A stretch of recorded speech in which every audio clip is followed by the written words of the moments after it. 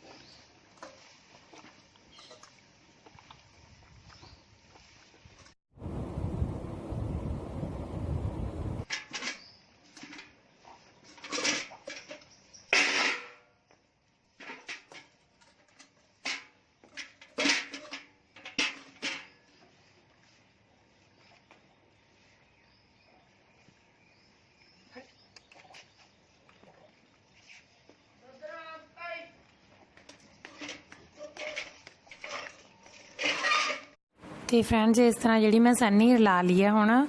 तो हुण आप अलग अलग पशुओं नूं जिहड़ा इस तरह पा देंगे खुरनी दे विच। ते अपना जिहड़ा इस तो बाद आप थोड़ा जिहा जिहड़ा इस तरह सूड़ा हुंदा आटे का जां आटा भी आप दाना दला के रख लैंदे हैं घरे। तो उहदे लालच नाल की हुंदा कि पशु है जिहड़ा नीरा वधिया खा लैंदे ने। सो आपां ये छिड़क देंगे उत्ते सारे पशुओं नूं।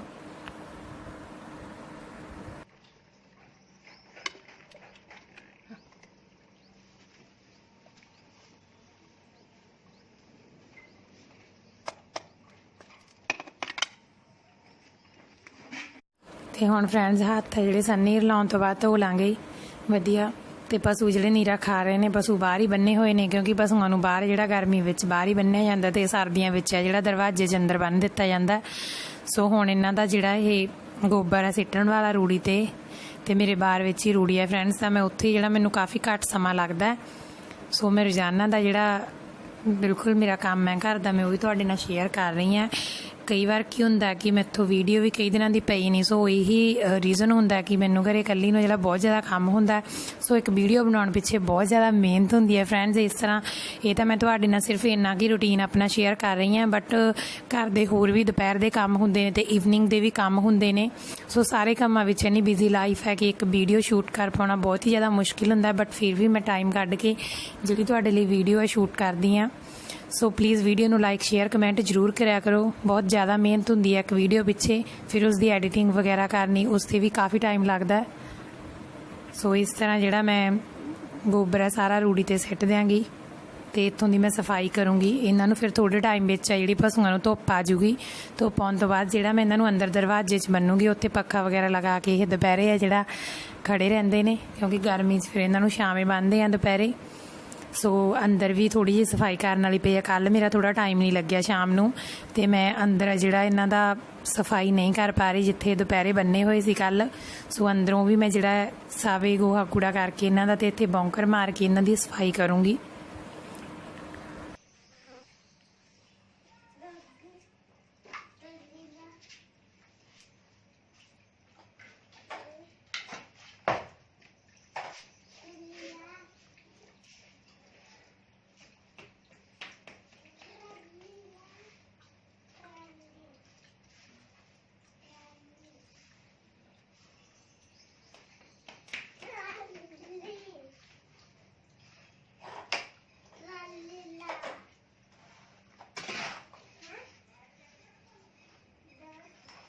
ਸੋ ਫਰੈਂਡਸ ਹੁਣ ਇੱਥੋਂ ਆ ਜਿਹੜਾ ਆਪਾਂ ਇਸ ਤਰ੍ਹਾਂ ਗੋਬਰ ਹੈ ਜਿਹੜਾ ਇਹਨਾਂ ਦਾ ਗੋਹਾ ਸਿੱਟ ਦਿਆਂਗੇ ਰੂੜੀ ਤੇ ਤੁਸੀਂ ਸੋਚ ਰਹੇ ਹੋਗੇ ਫਰੈਂਡਸ ਕਿ ਮੈਂ ਇਸ ਤਰ੍ਹਾਂ ਹੱਥ ਤੇ ਬੱਠਲ ਧਰ ਕੇ ਗੋਹਾ ਸਿੱਟ ਰਹੀ ਹਾਂ, ਕਿਉਂਕਿ ਇਸ ਦਾ ਰੀਜ਼ਨ ਇਹ ਹੈ ਕਿ ਮੈਨੂੰ ਸਰਵਾਈਕਲ ਦੀ ਪ੍ਰੋਬਲਮ ਹੈ ਤਕਰੀਬਨ ਪਿਛਲੇ 2-3 ਸਾਲਾਂ ਤੋਂ। ਸੋ ਮੈਂ ਪਰਹੇਜ਼ ਰੱਖ ਰਹੀ ਹਾਂ, ਮੈਂ 2-3 ਸਾਲਾਂ ਤੋਂ ਬੱਠਲ ਹੈ ਜਿਹੜਾ ਬਿਲਕੁਲ ਵੀ ਭਾਰੀ ਚੀਜ਼ ਹੈ ਜਿਹੜੀ ਸਿਰ ਤੇ ਨਹੀਂ ਰੱਖਦੀ।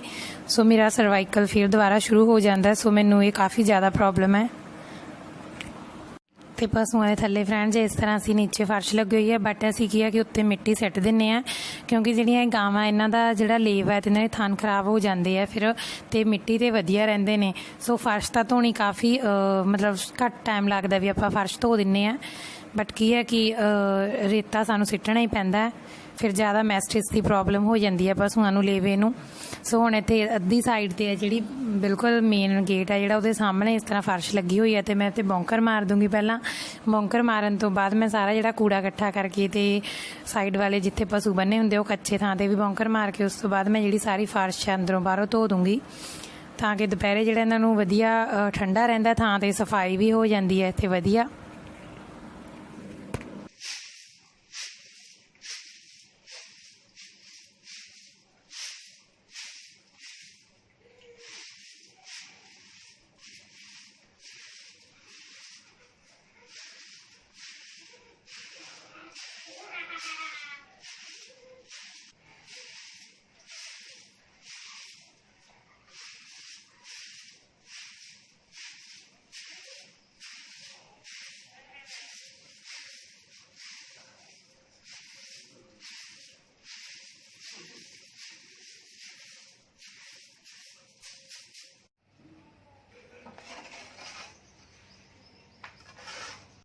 ਤੇ ਫਰੈਂਡਸ ਅੰਦਰ ਜਿਹੜੇ ਆਪਾਂ ਸਫਾਈ ਕਰਕੇ ਪਸ਼ੂਆਂ ਨੂੰ ਨਵਾ ਕੇ ਅੰਦਰ ਬੰਨ੍ਹ ਦਿੱਤਾ, ਪਸ਼ੂਆਂ ਨੂੰ ਬਾਥ ਕਰਾ ਦਿੱਤਾ। ਤੇ ਇਨ ਪਸ਼ੂਆਂ ਦੇ ਬਾਥਿੰਗ ਦੀ ਵੀਡੀਓ ਹੈ ਜਿਹੜੀ ਮੈਂ ਰਿਕਾਰਡ ਨਹੀਂ ਕਰ ਪਾ ਰਹੀ, ਕਿਉਂਕਿ ਕੋਈ ਘਰੇ ਹੈ ਨਹੀਂ ਸੀ ਰਿਕਾਰਡ ਕਰਨ ਵਾਸਤੇ, ਤੇ ਉਹਨਾਂ ਨੂੰ ਧੁੱਪ ਆ ਗਈ ਸੀ ਬਾਹਰ ਪਸ਼ੂਆਂ ਨੂੰ। ਸੋ ਮੈਂ ਉਹਨਾਂ ਨੂੰ ਅੰਦਰ ਬੰਨਣਾ ਸੀਗਾ ਨਵਾ ਕੇ ਸ਼ਾਮੇ।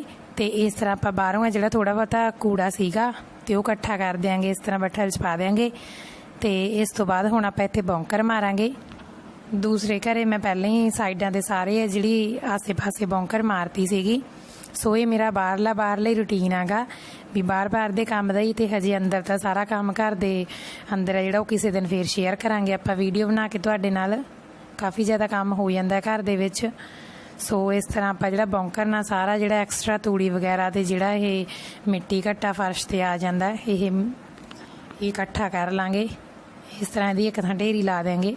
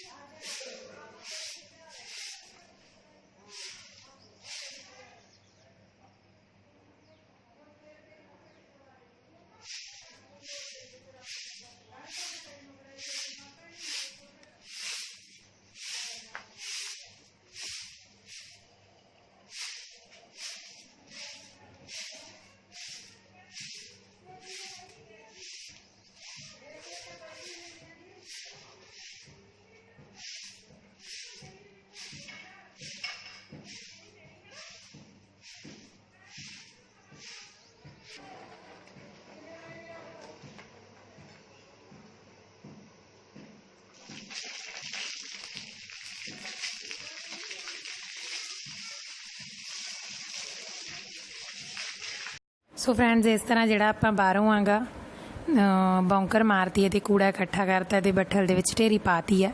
ਹੁਣ ਜਿਹੜੀ ਆਪਣੀ ਇੱਥੇ ਪਸ਼ੂ ਬੰਨੇ ਹੁੰਦੇ ਨੇ ਤੇ ਪਸ਼ੂਆਂ ਦਾ ਕਾफ़ੀ ਜ਼ਿਆਦਾ ਜਿਹੜੇ ਇੱਥੇ ਦਾਗ ਧੱਬੇ ਪੈ ਜਾਂਦੇ ਆ, ਤੇ ਕਾफ़ੀ ਜਿਹੜੇ ਸਾਡੇ ਸਾਹਮਣੇ ਹੈ ਮੇਨ ਬਿਲਕੁਲ ਗੇਟ ਦੇ ਉਹ ਇਹ ਜਗ੍ਹਾ ਆ ਜਾਂਦੀ ਆ। ਸੋ ਇਸ ਕਰਕੇ ਫਿਰ ਇਹਨੂੰ ਫਰਸ਼ ਨੂੰ ਧੋਣਾ ਜ਼ਰੂਰੀ ਹੈ, ਕਿਉਂਕਿ ਸ਼ਾਮ ਨੂੰ ਵੀ 4 ਵਜੇ ਜਦੋਂ ਨੀਰਾ ਪਾਵਾਂਗੇ ਤਾਂ ਪਸ਼ੂਆਂ ਨੂੰ ਇੱਥੇ ਹੀ ਬਾਹਰ ਕੱਢਾਂਗੇ ਜਦੋਂ ਛਾਂ ਆ ਜੂਗੀ ਇੱਥੇ। ਸੋ ਇਹਨੂੰ ਧੋ ਦਿਆਂਗੇ ਆਪਾਂ ਠੰਡੇ ਪਾਣੀ ਨਾਲ ਵਧੀਆ ਫਰਸ਼ ਨੂੰ। ਤੇ ਉਸ ਤੋਂ ਬਾਅਦ ਜਿਹੜਾ ਦਰਵਾਜ਼ਾ ਹੈਗਾ ਜਿੱਥੇ ਪਸ਼ੂ ਮੈਂ ਬੰਨ੍ਹਦੇ ਅੰਦਰ ਤੁਸੀਂ ਸਾਹਮਣੇ ਦੇਖ ਰਹੇ ਹੋ, ਉਹ ਫਰਸ਼ ਵੀ ਹੈ ਜਿਹੜੀ ਆਪਾਂ ਧੋ ਦਿਆਂਗੇ, ਕਿਉਂਕਿ ਬਿਲਕੁਲ ਮੇਨ ਐਂਟਰ ਜਿਹੜਾ ਬਾਰ ਹੈਗਾ ਮੇਨ ਐਂਟਰੀ ਵਾਲਾ ਬਿਲਕੁਲ ਉਹਦੇ ਸਾਹਮਣੇ ਆ। ਸੋ ਫਰਸ਼ ਨੂੰ ਉਹਨੂੰ ਵੀ ਧੋਵਾਂਗੇ, ਤੇ ਧੋਣ ਨਾਲ ਵੀ ਜਿਹੜਾ ਦਰਵਾਜ਼ਾ ਉਹ ਠੰਡਾ ਰਹੂਗਾ ਪਸ਼ੂਆਂ ਨੂੰ ਸਾਰਾ ਦਿਨ। ਸੋ ਕਈ ਵਾਰ ਕੀ ਹੁੰਦਾ ਕਿ ਅਸੀਂ ਵੀ ਖੁਦ ਵੀ ਮੰਜਾ ਦਰਵਾਜ਼ੇ 'ਚ ਡਾਹ ਲੈਂਦੇ ਹਾਂ, ਤੇ ਬਾਕੀ ਇਹ ਦਰਵਾਜ਼ਾ ਕਾफ़ੀ ਜ਼ਿਆਦਾ ਠੰਡਾ। ਜਿਹੜੀ ਇਹਦੀ ਛੱਤ ਆ ਉਹ ਪੁਰਾਣੇ ਡਿਜ਼ਾਈਨ ਦੀ ਪਾਈ ਹੋਈ ਹੈ, ਪੁਰਾਣੇ ਬਜ਼ੁਰਗਾਂ ਦਾ ਬਣਾਇਆ ਹੋਇਆ। ਤੇ ਅਸੀਂ ਵੈਸੇ ਤਾਂ ਸਾਰਾ ਜਿਹੜਾ ਘਰ ਹੈ ਉਹ ਨਵਾਂ ਪਾ ਰੱਖਿਆ, ਬਟ ਅਸੀਂ ਦਰਵਾਜ਼ਾ ਜਿਹੜਾ ਸਾਡਾ ਪੁਰਾਣਾ ਤੇ ਅਸੀਂ ਇਹਨੂੰ ਢਾਹਿਆ ਨਹੀਂ ਗਾ, ਤੇ ਨਾ ਹੀ ਆਉਣ ਵਾਲੇ ਸਮੇਂ 'ਚ ਜਿਹੜਾ ਅਸੀਂ ਇਹਨੂੰ ਢਾਵਾਂਗੇ, ਕਿਉਂਕਿ ਜਿਹੜੀਆਂ ਆਪਣੇ ਪੁਰਾਣੇ ਕਲਚਰ ਨਾਲ ਰਿਲੇਟਡ ਚੀਜ਼ਾਂ ਹੁੰਦੀਆਂ ਨੇ ਉਹ ਦੁਬਾਰਾ ਉਸ ਤਰ੍ਹਾਂ ਨਹੀਂ ਬਣਦੀਆਂ। ਸੋ ਮੇਰੇ ਹਸਬੈਂਡ ਦਾ ਵੀ ਇਹੀ ਮੰਨਣਾ ਫਰੈਂਡਸ ਵੀ ਅਸੀਂ ਜਿਹੜਾ ਦਰਵਾਜ਼ਾ ਉਹ ਨਹੀਂ ਢਾਵਾਂਗੇ, ਤੇ ਮੇਰਾ ਖੁਦ ਦਾ ਵੀ ਇਹੀ ਇਰਾਦਾ ਵੀ ਅਸੀਂ ਕਦੇ ਵੀ ਇਹ ਦਰਵਾਜ਼ੇ ਨੂੰ ਨਹੀਂ ਢਾਉਣਾ।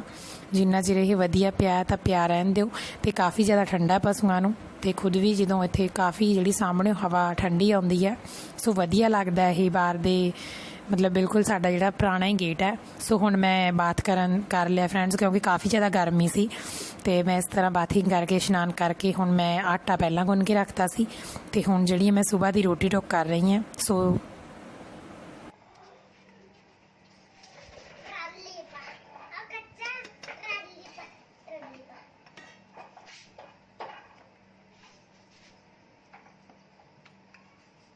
ਵੈਸੇ ਤਾਂ ਫਰੈਂਡਸ ਹਰਫ ਨੇ ਸਕੂਲ ਵੀ ਜਾਣਾ ਹੁੰਦਾ ਗਾ, ਯਾਨੀ ਕਿ ਮੇਰੇ ਬੇਟੇ ਨੇ।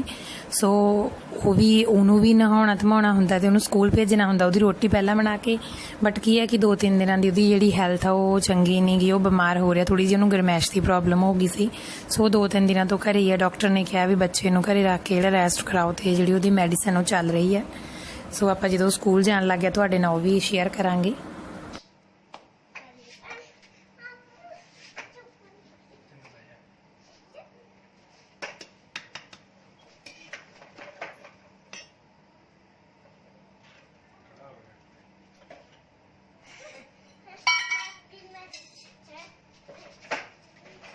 ਤੇ ਇਸ ਤਰ੍ਹਾਂ ਫਰੈਂਡਸ ਇਹ ਜਿਹੜੇ ਮੇਰੇ ਕੋਲ ਮਿੱਟੀ ਦੇ ਚੁੱਲ੍ਹੇ ਨੇ, ਇਹਨਾਂ 'ਚ ਕਾफ़ੀ ਅੱਛਾ ਖਾਣਾ ਬਣਦਾ, ਤੇ ਵਧੀਆ ਇੱਥੇ ਛਾਂ ਗਈ ਤਾਂ ਮੈਂ ਇੱਥੇ ਚੁੱਲ੍ਹਾ ਰੱਖਿਆ ਹੋਇਆ ਹੈਗਾ। ਤੇ ਮੈਂ ਰੋਟੀਆਂ ਜਿਹੜੀਆਂ ਚੁੱਲ੍ਹੇ ਦੇ ਬਣਾਉਣੀਆਂ, ਚੁੱਲ੍ਹੇ ਦੀ ਰੋਟੀਆਂ ਦੀ ਸਮੈਲ ਹੀ ਅਲੱਗ ਹੁੰਦੀ ਆ, ਤੇ ਕਾफ़ੀ ਜ਼ਿਆਦਾ ਟੇਸਟੀ ਬਣਦੀਆਂ ਨੇ ਰੋਟੀਆਂ। ਤੇ ਚੁੱਲ੍ਹੇ ਮੇਰੀ ਨਾਨੀ ਨੇ, ਤਾਂ ਤੁਸੀਂ ਦੇਖਿਆ ਹੀ ਉਹਨਾਂ ਨੂੰ ਮੇਰੀ ਵੀਡੀਓ 'ਚ, ਤੇ ਉਹਨਾਂ ਨੇ ਬਣਾਏ ਨੇ।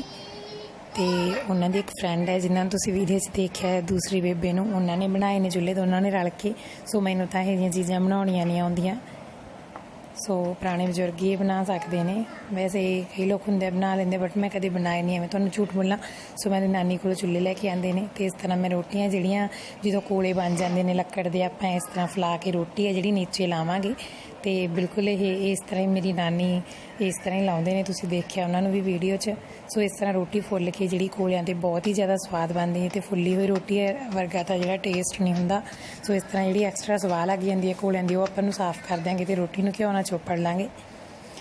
ਇਸ ਤਰ੍ਹਾਂ ਰੋਟੀਆਂ ਜਿਹੜੀਆਂ ਸਾਰੀਆਂ ਰੈਡੀ ਹੋ ਜਾਣਗੀਆਂ ਆਪਣੀਆਂ।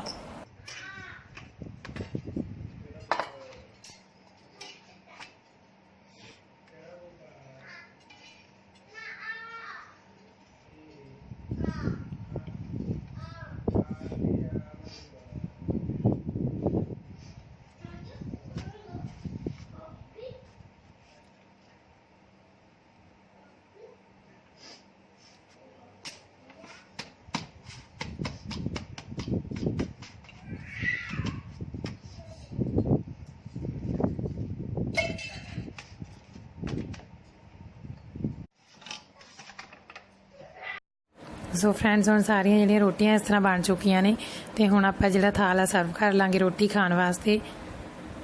ਇਸ ਤਰ੍ਹਾਂ ਲਾਸਟ ਰੋਟੀ ਬਚੀ ਹੈ, ਤੇ ਇਹਨੂੰ ਵੀ ਆਪਾਂ ਰਾੜ ਲਾਂਗੇ ਵਧੀਆ।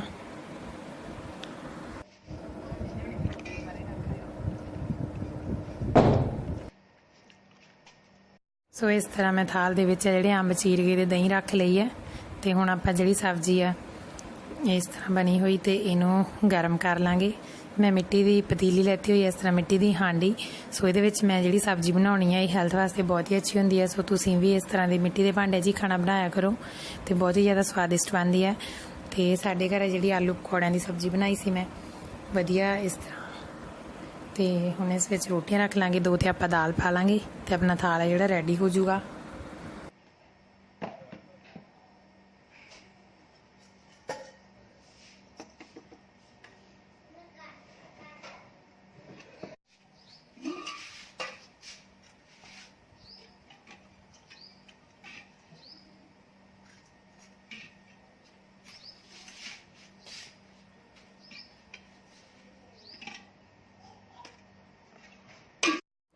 ਸੋ ਇਸ ਤਰ੍ਹਾਂ ਇਹ ਸੀਗਾ ਮੇਰਾ ਮਾਰਨਿੰਗ ਰੂਟੀਨ। ਤੁਹਾਨੂੰ ਮੇਰੀ ਵੀਡੀਓ ਅੱਛੀ ਲੱਗੀ ਤਾਂ ਪਲੀਜ਼ ਲਾਈਕ ਸ਼ੇਅਰ ਕਮੈਂਟ ਜ਼ਰੂਰ ਕਰਕੇ ਦੱਸਿਓ। ਥੈਂਕ ਯੂ ਸੋ ਮਚ ਤੁਹਾਡਾ ਸਾਡੀ ਵੀਡੀਓ ਦੇਖਣ ਵਾਸਤੇ।